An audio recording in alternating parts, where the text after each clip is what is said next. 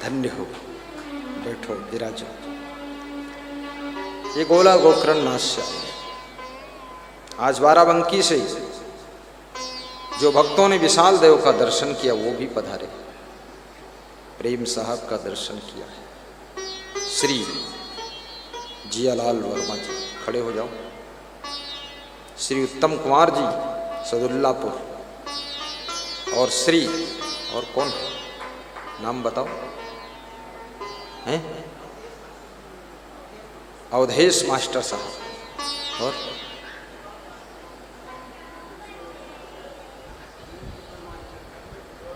नंद किशोर, आनंद किशोर साहब बंधु, बैठिए विराज।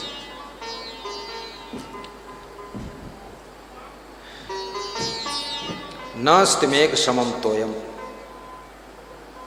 नास्ति चा आत्म समम बलम, नास्ति चक्षु समम तेजो, नास्ति चा आत्म चा अन्न समम प्रियम। अन्न के समान कोई प्रिय पदार्थ नहीं है। जब भूख लगती है, आपके पास में 10 लाख की गाड़ी हो, लेकिन गाड़ी नहीं खाओगे, रोटी खाओगे। अन्न बहुत प्रिय है, पदार्थों में सबसे प्रिय चाणक्य ने कहा है अन्न है। और नास्त चक्षु समम तेजो, आंख से बड़ा कोई प्रकाश नहीं। छोटी सी आंख ना हो, कितने सूर्य उदय हो जाएं, फिर भी आपको एक सुई भी दिखाई नहीं देगी, हाथी खड़ा वो भी नहीं दिखेगा। आंख सबसे बड़ा प्रकाश। और मेघ के जल के समान कोई जल नहीं। कितने ट्यूबवेल चला दो, नहर चला दो, पृथ्वी तृप्त नहीं होती है जल से, लेकिन जब मेघ वर्षा करते हैं तो पृथ्वी जलमग्न हो जाती है। इसलिए मेघ के जल के समान कोई जल नहीं है, और आत्म बल के समान कोई बल नहीं है। तुम्हारा सब कुछ खो गया हो, मित्रों ने भी धोखा दे दिया हो, छोड़ दिया हो, पत्नी भी रूठ गई हो, बेटे भी छूट गए हो, लग रहा हो पूरी सृष्टि हमारे विरोध में खड़ी है, परंतु यदि आत्म बल है आपके पास में तो आप जी सकते हो, आप पुनः स्टेब्लिश हो सकते हो, पुनः फाउंडेशन खड़ा कर सकते हो। सब खोने के बाद भी तुमको खोने से बचाने वाला तुम्हारा आत्म बल है। इसलिए स्वयं को पहचानो। हनुमान चालीसा में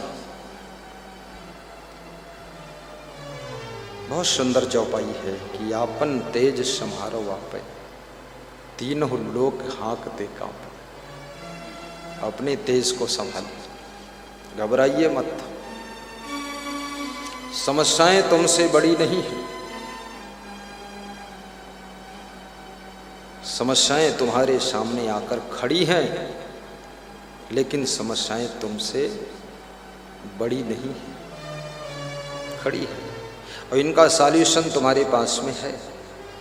शांति बनाइए, सब हल हो जाएगा, प्रसन्न हो जाइए, हंसिए।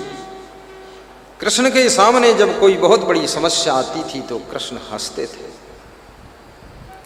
तुम कहोगे कि हंसने से समस्या का समाधान कैसे निकलेगा? हंसने से एक्स्ट्रा माइंड काम करना शुरू करता है, इस बात को याद रखना। और चिंता करने से जितना माइंड था वो भी काम करना बंद कर देता, दुखी होने से। हंसने से आपके माइंड के सभी टिश्यू एक्टिव हो जाते हैं। इसलिए 24 घंटे में कम से कम 2-6 बार हंसो। हंसने के लिए कोई कारण इस सृष्टि में नहीं मिल सकता है, मुश्किल है मिलना। क्योंकि तुम ज्यादा खुश रहो तो लोग भी तुमको देख करके ईर्ष्या करेंगे। अच्छा, बहुत ज्यादा सुखी है, इसको ठीक करना। ठीक क्या करना है?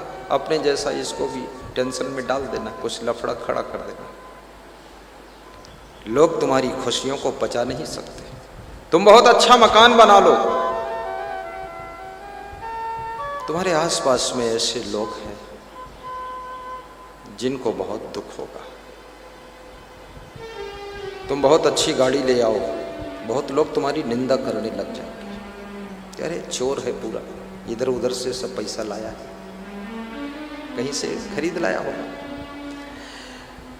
निंदा करेंगे लोग, लेकिन याद रखना, जो निंदा से भी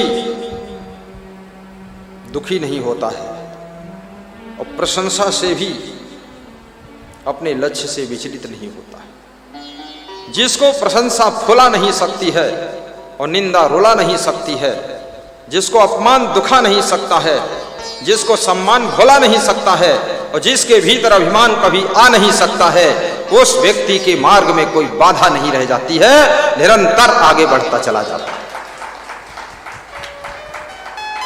इसलिए किसी की निंदा से भी मत घबराइए और ज्यादा कान लगाकर निंदा सुनो भी मत, बकने दो।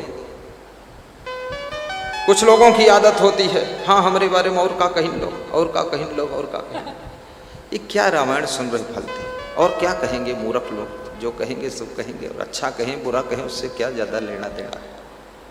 वो परवाह छोड़िए। अच्छा कहलाने की इच्छा कभी न रखना मन में, किंतु सदा अच्छा रहना मन में वाणी में तन में। मेरे पास में बहुत से भक्तगण आते हैं, वो मेरे बारे में कुछ बताना चाहते हैं, प्रशंसा करना चाहते हैं, पर वो मुझे टाइम नहीं सुनने का तो सुन नहीं पाता। और मैं सोचता हूं कोई मेरी प्रशंसा करे ना करे, लेकिन खुद प्रसन्न रहे, वही प्रशंसा है। खुद प्रसन्न रहो। ये कोई मामूली प्रशंसा नहीं। आपन तेज समारो वापे, तीनों लोग हाँकते कांपे।